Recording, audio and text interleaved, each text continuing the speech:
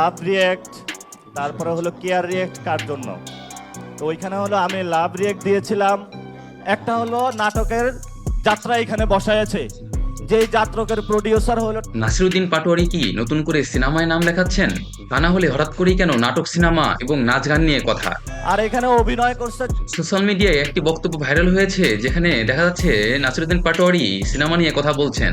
তা আমরা হলো এই নর্তদিকের নাচ দেখি, গার্লফ্রেন্ড কল দিয়া প্রত্যেক রাতে বলে কখন আমাকে বিয়ে করবা।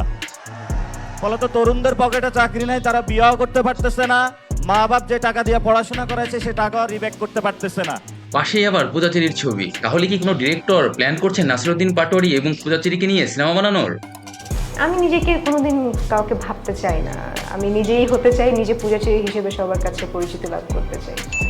আমি কোনো কিছুই হারাইনি, সব কিছু আমার কাছে মনে হয় প্রাপ্তি। এখন আসলে পুরো গল্পই হচ্ছে নায়ক ভিত্তিক।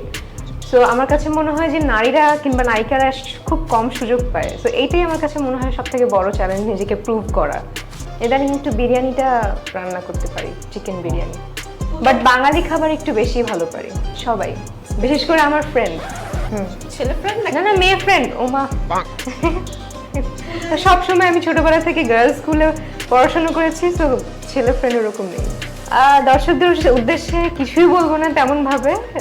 যে কাজগুলো করেছি আপনারা দেখে খুবই অ্যাপ্রিসিয়েশন দিয়েছেন। আশা করছি পরবর্তী যে কোনো কাজে। লাভ রিয়েক্ট, তারপরে হলো কেয়ার রিয়েক্ট কার জন্য। তো ওইখানে হলো আমি লাভ রিয়েক্ট দিয়েছিলাম।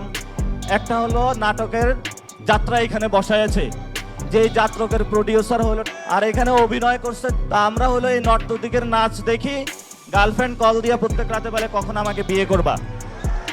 যদিও খবরটি এখনো কেউ নিশ্চিত করতে পারেনি। বিয়েও করতে ভিডিওটি পারতেছে না। লাইক দিন, মা বাপ সাবস্ক্রাইব যে করুন টাকা দিয়ে এবং পড়াশোনা অবশ্যই করাইছে সে কমেন্টস টাকাও বক্সে রিব্যাক আপনার করতে মতামত পারতেছে না। জানাবেন।